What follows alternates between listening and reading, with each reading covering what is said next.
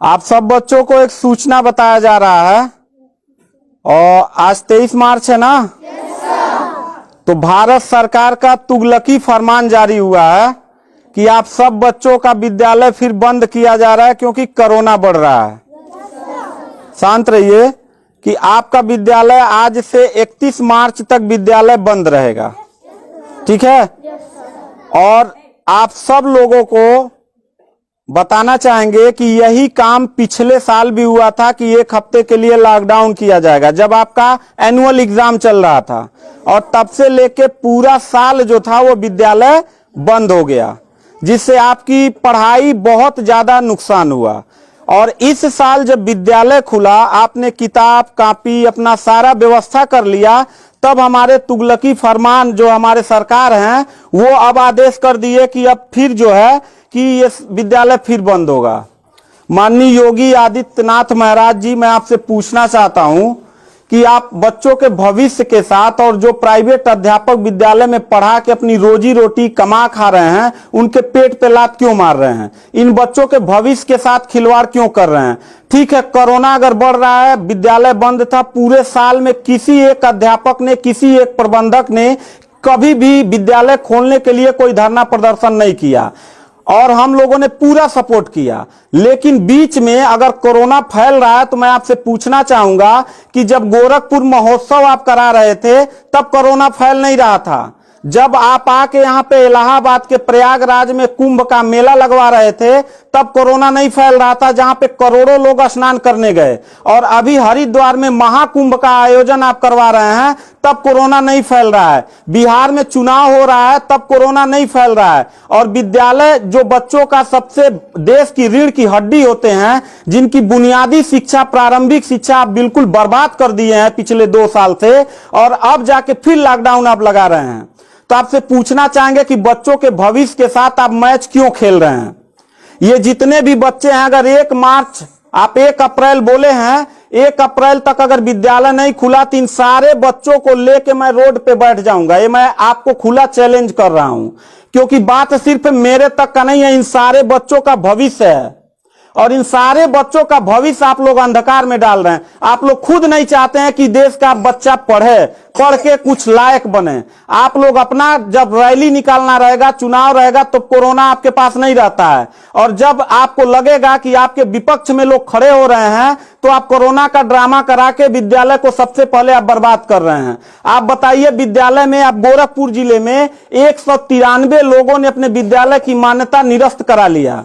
जानते हैं क्यों? महंत योगी आदित्यनाथ जी, क्योंकि वो लीज पे चलाते थे और उनका भाड़ा हुआ करता था 40,000 45,000 रुपया मंथली हुआ करता था।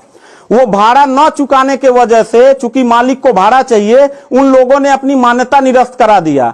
और सरकारी जो स्कूल है उनकी हालत तो पहले से मतलब खस्ता हो चुकी है।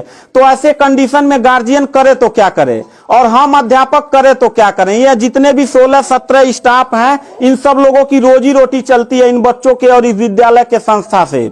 आप लोग हमारे पेट पे प्रहार कर रहे हैं, हम लोगों के व्यवसाय से प्रहार कर रहे हैं। अगर आपको लग रहा है कोरोना है, ठीक है, विद्यालय बंद कर दीजिए, तो आप ये भी अपनी नियत को साफ करिए कि कुंभ का जो मेला, महाकुंभ का लगवाने वाले हैं, उसको भी कैंसिल कर दीजिए। और जो गोरखपुर महोत्सव और गोरखनाथ का मेला लगवा के आप ड्रामा करवा रहे हैं, वो भी बंद करवाइए। यानी आप खुद नियम का पहले फॉलो करिए, हम लोग नियम को फॉलो करने के लिए तैयार हैं। अगर लास्ट में जाते जाते यही कहेंगे, इन बच्चों को, चेहरों को देखिए, इनके माता पिता ने सारे बच्चों का, किनका मोबाइल बज रहा है, साइलेंट कर लीजिएगा सर। इन सब बच्चों के माता पिता ने, बच्चों कितने लोगों ने आप किताब कॉपी अपना सारा कंप्लीट कर लिए हो? पता है, एक एक बच्चों की किताब कॉपी 2-2 हजार रुपए की आती है। आप फिर लॉकडाउन लगा दिए, इनकी पूरी पढ़ाई बर्बाद हो गई। अब यानी आपने 1 हफ्ते का लगाया है, आपकी नीयत पे तो मुझे 100% विश्वास है ही नहीं है कि आप करोगे क्या। आप पूरे साल पढ़ाई बर्बाद करोगे। हाथ नीचे करिए। अब ये बच्चे करेंगे क्या? किताब लेकिन इनके गार्जियन करेंगे क्या? हम लोगों ने पूरा कोऑपरेट किया सरकार को। जितना दिन लॉकडाउन लगा था उतना दिन का मैंने पूरे सभी विद्यालय के लोगों ने शुल्क माफ कर दिया, क्योंकि गार्जियन के ऊपर कोई लोड न पड़े। हम लोगों ने टीचरों को पेमेंट नहीं किया, क्योंकि हम लोगों ने जब फीस नहीं लिया तो पेमेंट कहां से करें। हम लोगों ने पूरा सरकार का साथ दिया, जितना हो सकता था सब लोगों ने साथ दिया। लेकिन अब इतनी कंडीशन होने के बाद, विद्यालय खुलने के बाद आप लोग विद्यालय बंद कर रहे हैं, ये बहुत ही गलत कर रहे हैं। और आपका पॉलिटिकल जो फंडामेंटल जिस पे आप चल रहे हैं कि जिन नियतों पे आपका बर्बाद होने वाला है, मैं लिख के आपको दे दूंगा कि अगर फिर से 1 अप्रैल के बाद, ठीक है, अगर 1 हफ्ते के रोकने के बाद कोरोना भाग जाता तो मतलब 1 हफ्ता आप बंद कर लीजिए, बिल्कुल हम लोग 1 हफ्ता नहीं पढ़ाई कराएंगे। लेकिन अगर फिर साल भर का ड्रामा आपने किया तो निश्चित तौर पे याद रखिएगा कि तानाशाही उतना ही अच्छा लगता है जितना तानाशाह के अंत होने का समय ज्यादा दूर हो, और आपका समय बिल्कुल नजदीक आ गया है। तो मैं उम्मीद करता हूं कि आप ये काम बिल्कुल मत करिएगा। 1 अप्रैल के बाद अगर विद्यालय फिर से आप बढ़ाएंगे तो इन सब चेहरों को देख लीजिए, और इनके गार्जियन को लेके, अपने पूरे स्टाफ को लेके, जिले से लेके मैं प्रदेश लेवल तक धरने पे बैठूंगा, इस बात को याद रखिएगा। क्योंकि सवाल यहां सिर्फ मेरे रोजगार का नहीं है, मेरे जितने सहपाठी और जितने मेरे कर्मचारी लोग हैं और इन बच्चों के पढ़ाई का भविष्य का सवाल है। तो मैं इन बच्चों को लेकर धरने पे बैठ जाऊंगा, और जरूरत पड़ा तो असंवैधानिक भी हो जाऊंगा। इसी के साथ मैं सरकार से रिक्वेस्ट करूंगा कि अगर 1 हफ्ता में बंद करने से कोरोना भाग जाता है तो हम सब लोग आपके साथ हैं, अगर नहीं भागता है तो 1 अप्रैल से छोड़ दीजिए।